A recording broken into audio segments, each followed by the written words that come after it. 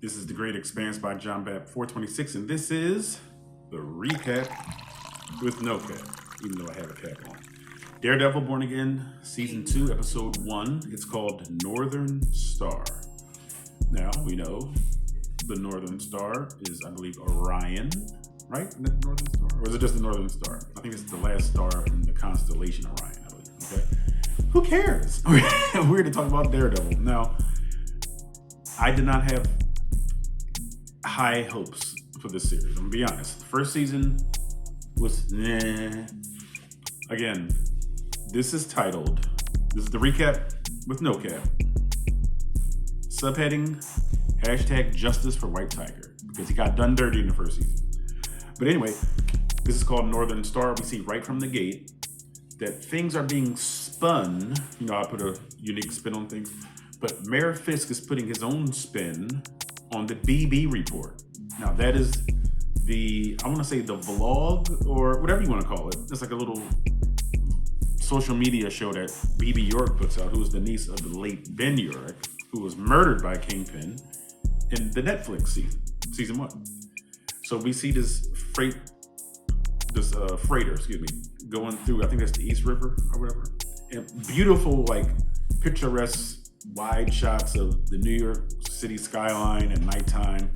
They show an overhead view of, is it the George Washington Bridge, I believe? And we see like the freighter, the cargo ship passing underneath. It just looked great to me, just the cinematography of it. And the ship is called, you got it, the Northern Star, which is the name of the episode. So anyway, Daredevil, again, another fantastic shot, another great cinematic shot. Because we see the cargo ship passing underneath the bridge. Might be the George Washington, I'm not sure. Or the Brooklyn Bridge. And we see Daredevil descend, almost like Spider-Man. Except he uses a baton, instead of a weapon. So Daredevil does this thing right from the gate. Clink, clink, clink, clink, clink, clink, clink. All right? It didn't make that effeminate noise, clink, clink, clink, clink. But he's beating people up early on. Good action, good believable, kinetic movement between Daredevil and his foes. He takes them out easily. Okay? So they get word that the ship has been boarded. These two Cypriot, Cypriot, Greeks, I don't know what that means. They're the first mate and the captain. So they say, all right, we know what we're supposed to do now. Okay, so as soon as I heard that, I said, okay, the ship is going into the drink. They're sinking the ship so that none of the evidence can be salvaged. Okay, so they see Daredevil, captain and crew, do what the protocols insisted. The ship goes down right in the middle of the river.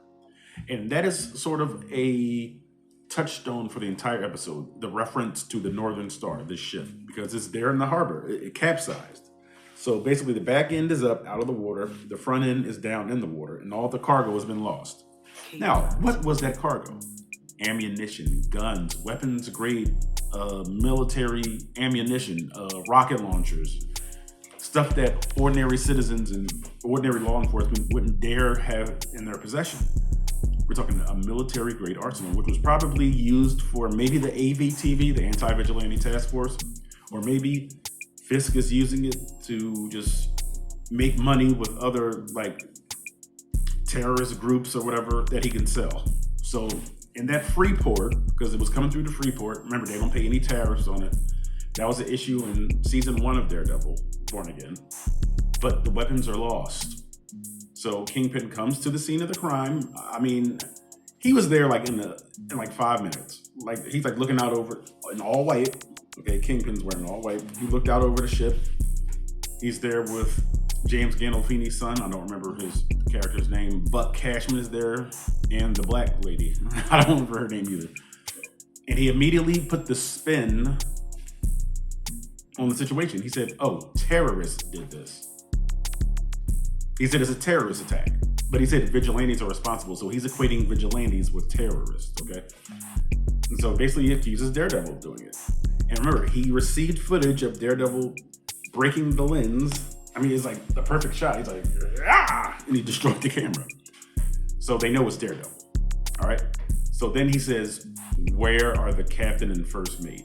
Kingpin, when he's on the deck looking at this. Well, no, he's like on a dock or whatever. A pier, looking at the ship, the Northern Star. And he says, find them. Now, when he tells his crew, find them, that means find them, get whatever information you can out of them, and then silence them. Those are loose ends that need to be taken care of, right? So then we see that Matt Murdock himself is a vigilante. We see that Karen Page is a vigilante. We see her, I don't know what that thing is called, but it's like a training tool where it's like those sticks that come out and they sort of swing. It was almost like 2 segments of it. It's like rows of sticks. So she's going, Karen's practicing. Matt walks in after sinking the Northern Star. They kiss, they're all breathing heavy. Their dialogue is kind of a little strained, like, so Karen, we were able to do it. So so it's kind of like that. So we see later on in the episode that there are wanted posters for Karen. Karen Page is wanted by the ABTF, Anti-Vigilante Task Force, for aiding and abetting. Did it say terrorist or vigilante? I think it might have said aiding and abetting a felon. I think it said aiding and abetting a felon. So that scene ends and we see like all these wigs on this countertop. And I'm like, oh, that's how Karen is getting around. It almost reminds me of Lex Luthor's bathroom in Superman Returns when he had all those wigs. That's what I thought about.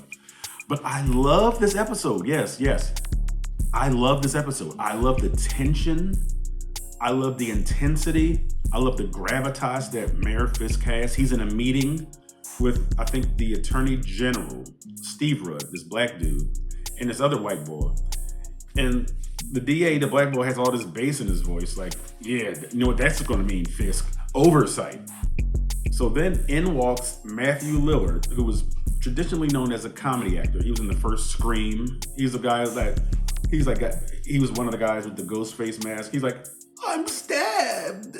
Hey, I'm dying, dude. I'm bleeding out. Or whatever. He didn't use those exact words, but that basically sums up what he was doing.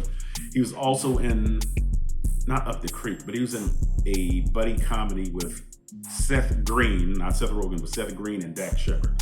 I think it's called Up the Creek or something. But he was traditionally known as a comedy actor. But in this one, he still has sort of comedic tones, but he's almost like a rogue CIA operative. Like he gets the call in DC, talking about the Northern Star, and he arrives in New York where Mayor Fisk is in this meeting with Steve Rudd, the black DA with the bass in his voice. And he comes in acting all nonchalant. They're like, who are you? Like even his black assistant, Kingpin's assistant, doesn't even know who he is. So they're like, why are you here? And they all look at, he called Mr. Charles. And he's like, oh, I'm supposed to be here. And they look at Fisk and he's like, Fisk confirms it, but almost reluctantly because of the way he's acting. And then the Attorney General, the black bull, Steve Rudd. I'm gonna stop saying the black bull, all right, because that's Philly slang, bull. So the DA, Steve Rudd, gets a phone call. And before he answers it, Mr. Charles, played by Matthew Lillard, goes, you might want to answer that. All right, so then we find out who Mr. Charles was on the phone with when he was in DC. Because we see Steve Rudd like talking, or mostly listening, and he's like, okay, whatever you say, Miss Fontaine. And we know that Julia Louis-Dreyfus is the Contessa. What was her name? Something Fontaine. So we know it's Julia Louis-Dreyfus, who was actually in charge of Thunderbolts, the new Avengers. So that's an immediate tie-in to the MCU, okay, from the movies. So then his whole tone changes, Steve Rudd. And he says, our office will support your Safer Streets initiative. So his whole tone, his whole attitude was just different now because his boss, Julia Louis-Dreyfus, told him, get in line with Fisk. He said, your Safer Streets initiative, our office will support. And Kingpin says, oversight? And he's like, nah, basically. He's like, basically, where your itch is now. That's basically what he said. Because he came in like a big dog and he left with his tail between his legs. So then we pan to Mrs. McDuffie, who was, I just don't like this character. I don't. It's not because she's a bad actress, but again, the fact that they diverted away from Karen and Foggy annoys me. It annoys me. So she was only in it briefly. One thing about this episode, okay, before I go into Mrs. McDuffie, there are a lot of unnecessary F words in this episode. The only one that really made any sense, or the only one that really came across as natural, was when Matthew Lillard was saying it, who plays Mr. Charles. because later in the episode, he's talking to Kingpin and Vanessa, and I don't really remember what the point of the conversation was, but he was being very abrasive. And both Kingpin and Mrs. Kingpin, Vanessa, were basically telling him like, yo man, you being rude, you being disrespectful. And he's like, oh, that's just my tone or whatever. So I don't remember what that conversation was about, but he was the only person that sort of made the F word sound like natural and organic. Everybody else was just saying out of nowhere, like what the F? Like, oh, I can't effing believe. And I just wasn't buying it, okay? Is that a slant or a slight to the episode? It is not. That's just an observation I had, okay? So we see that more BB reports are coming out. And people are just saying, oh yeah, Fisk will find those bad men that sank that ship. And they're like, yeah, Mayor Fisk, they're just glazing Mayor Fisk, Wilson Fisk. And I'm like, rolling my eyes. Now, Daredevil's ex-girlfriend, the psychiatrist, we find her in doing a psych eval for, is he Hispanic or is he French? In the first season, he was one of Wilson Fisk's benefactors, I thought. But at the end of the season finale, we see him in one of those like POW jails, like the ones he can't really even stand in. That's also where the Punisher was. But wherever that place is, he was incarcerated. But here he's inside of like a holding tank. And he's talking to Daredevil's ex-girlfriend, the psychiatrist. And there's a vice on the table right next to him. And he's called the Swordsman, okay? So she's doing a psych eval. He goes, I asked for a lawyer and they sent me a psychiatrist. That's what the Swordsman said. And she's saying, all right, I want to do an evaluation on you. She says, I'm going to ask you some questions. You answer true or false. Now, he's being very belligerent. He's not cooperating. And she sees Daredevil's ex-girlfriend, the psychiatrist. She sees in the reflection behind the Swordsman, Muse. Because remember, in season 1, Muse went there to kill her. And she wound up killing him. Because he was fighting Daredevil. Muse was. And when she had a chance, she blew him away. Blah, blah, blah, blah. So she has this sort of post-traumatic encounter because of Muse. And it's like, all right. It's like Muse wasn't that great of a character. Like, let's try not to let him live on haunting her. You know what I mean? Because it was just 2 instances where she like saw Muse right in front of her, but it was a hallucination. So after she's done with the hallucination of seeing Muse, she basically lets the Swordsman know, we ain't at a regular facility. You don't have the same rights that you would if you were under arrest in like a New York City jail. She said those men outside, she said that they are allowed to do whatever they want to you. She was straight up with him.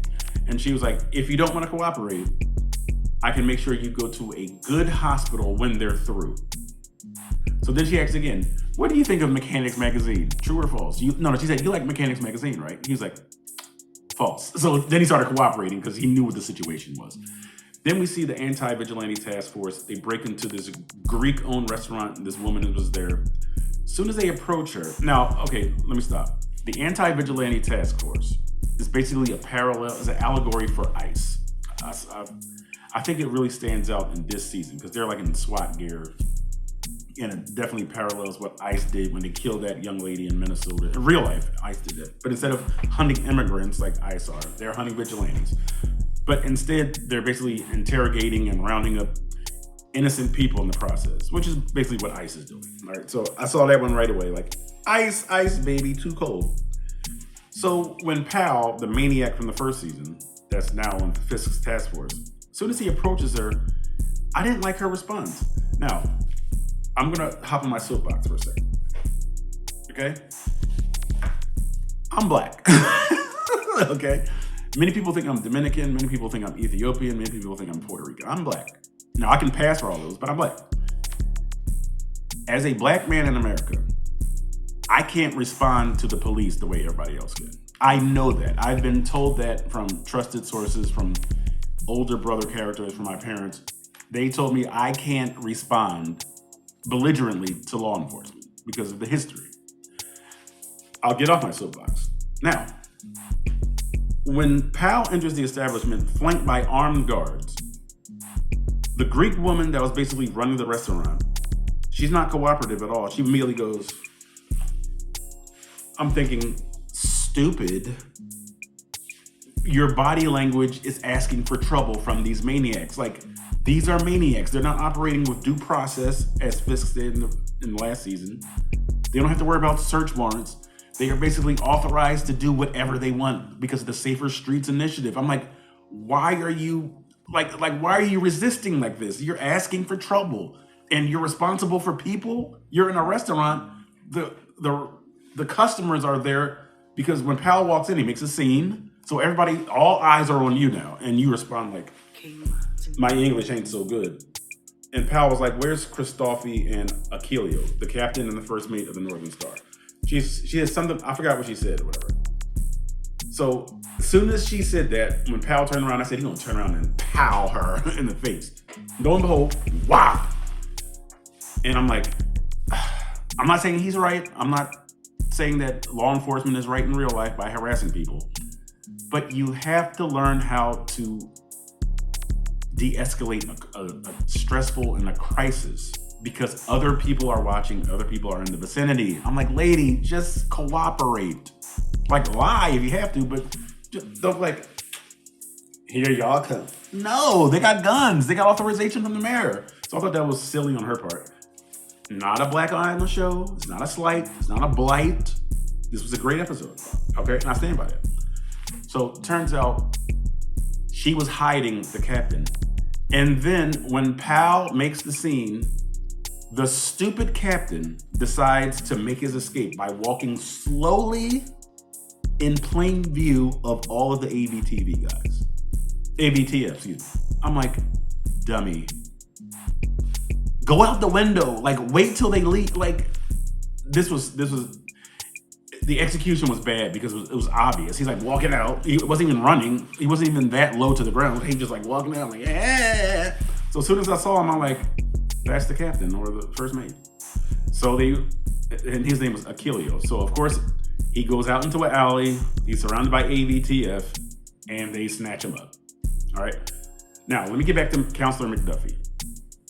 Now, since Matt is missing, and Matt was her partner at McDuffie and Murdoch, I believe it's called. Another supporter of Matt's, the old cop boy, Cherry. He was communicating with Matt by phone, okay? And I believe that he was a part of Daredevil's crew to overthrow and topple Mayor Fisk in the first season. When Matt walked into the bar, you would think it was like Avengers Assemble, but a bunch of nobodies that, I mean, like Karen and Cherry and all these guys. I'm like, do you know who you're going up against? Like, you better get some superhero. Matt, you better call Peter Parker. You better get some Avengers to help you to stop Kingpin, all right? Seriously, get some real help. This is the MCU, for crying out loud. Do something. Call Iron Fist. Call Luke Cage. Jessica Jones, who was supposed to be in this series. Jessica Jones. So McDuffie and Cherry, who I don't care about either one, they're talking about Matt and all this other stuff. Like, how's he been? Great. And again, forgettable characters. Forgettable. All right, so I'm trying to wrap this up some. So, of course, the guns are an issue. Fisk is like, all right, I need a salvage team because it's 30 tons of armament. And remember, he's a free port. He's almost like a, what do you call that? He's almost like a fence. You know what I mean? It's like he receives stolen goods and then sells them. All right. Or since it's a free port, it's like he can easily deliver and smuggle stuff for other people because the people that are sending these goods don't have to pay anything. And the people picking up these goods don't have to pay anything. So I think it's all back in for Fisk, you know what I mean? As far as like payoffs and like, here, be quiet about it. Whatever. So I just love the intensity of this episode. Cherry, I'm gonna skip into the end. Cherry, of course, receives a knock at the door. It's AVTF. They're like, hey, we want to ask you some questions or whatever. They're like, why are you looking for the Greeks too? Because, you know, Kingpin is looking for the Greeks. So he's like, I'm sure, I have no idea. So of course they tie him up. Cherry's, you know, has his hands behind his back. They're doing the whole talk or get beat up. He's like, well, I ain't gonna talk. All right, pow! So they're beating him up. He's old. So then Daredevil intervenes. All right. And other AVTF guys come in because Daredevil has entered the fray. So Daredevil's fighting, beating up people. I think he's about to hit somebody, right? And then all of a sudden he hears Cherry's heart going bad. And he stops fighting Daredevil. He's like, doo-doo, doo-doo. I'm like, would you keep fighting, please? And he has a flashback. So he's traumatized as well about the death of Foggy. He has a vision, even though he's blind. He has, a reminiscent, I guess, because I guess you really can't have a vision if you're blind, of Foggy dying in the middle of a fight. So guess what? He gets beat up. They are pulling Daredevil's mask off. They beat Daredevil because he's Foggy, Cherry, So Cherry's having a heart attack. He's grabbing his left arm. Daredevil, I'm like, Matt, if you get killed here by, I'm going to say ICE, AVTF, he definitely going to clock out. I'm like, fight. But no, he's overwhelmed by the odds. And then all of a sudden, I'm like, okay, Punisher, where are you? This is why you don't fight to save people that are trying to kill you. No, you gotta kill these dudes. You gotta kill these dudes. So, salvation comes in the form of every AVTF guy in that little apartment that Cherry had just dying. Projectiles just going through their neck. And I'm like, Frank? And Matt Murdock's like, who did that? And then you see one more projectile come into the room. And it's like a blade. It says, you're welcome. So that's Bullseye. Because remember, Bullseye has an issue with Kingpin and Vanessa. So just as Matt Murdock's reading that, Cherry keels over. And that's the end of the episode. This was such a good episode. I like this episode so much. The acting was on point. I felt like the use of the F word was a little excessive. But this was a great episode. I'm surprised by how good this was. And I'm excited about the rest of the season. I hope it doesn't tank. I hope they keep up the frenetic pace of, the AVTF just descending on people and breaking the law. I still want #justice for Hector Ayala, White Tiger. I can't wait to see the Punisher in this. I can't wait to see Jessica Jones, to see how they are inserted into this fight against the Kingpin, whose Safer Streets initiative don't require due process, don't require being Miranda-sized.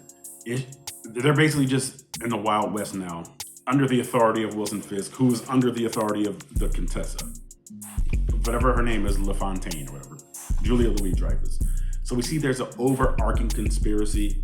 The fact that she would ally herself with Kingpin. I'm like, wait a minute, you're running the New Avengers, Contessa? What are you trying to do to New York City? Like, why are you letting Kingpin just... Or maybe the weapons were for her. I don't know. So I think the mystery will sort of unfold slowly about who those weapons are for. I don't think this is the last we're going to see or hear about the Northern Star, but I really enjoyed this episode. Let me know what you thought of this episode. Daredevil, Born Again, to my surprise, great episode. Season 2, episode 1, the Northern Star. It gets a B+ for me. B+, because this was really good. I love the way it was executed. I love the cinematography. I love the action. We get to see Daredevil in multiple fights. Because I was worried about that, because the first season I was like, we barely see Daredevil. We see plenty of Daredevil in this first episode, and I hope this trend continues for the entirety of the season and the rest of the series, however many seasons it gets renewed for. So, as I said, B+ for this first episode. This is the recap with no cap. Sean back, and I'll be back sooner than you think.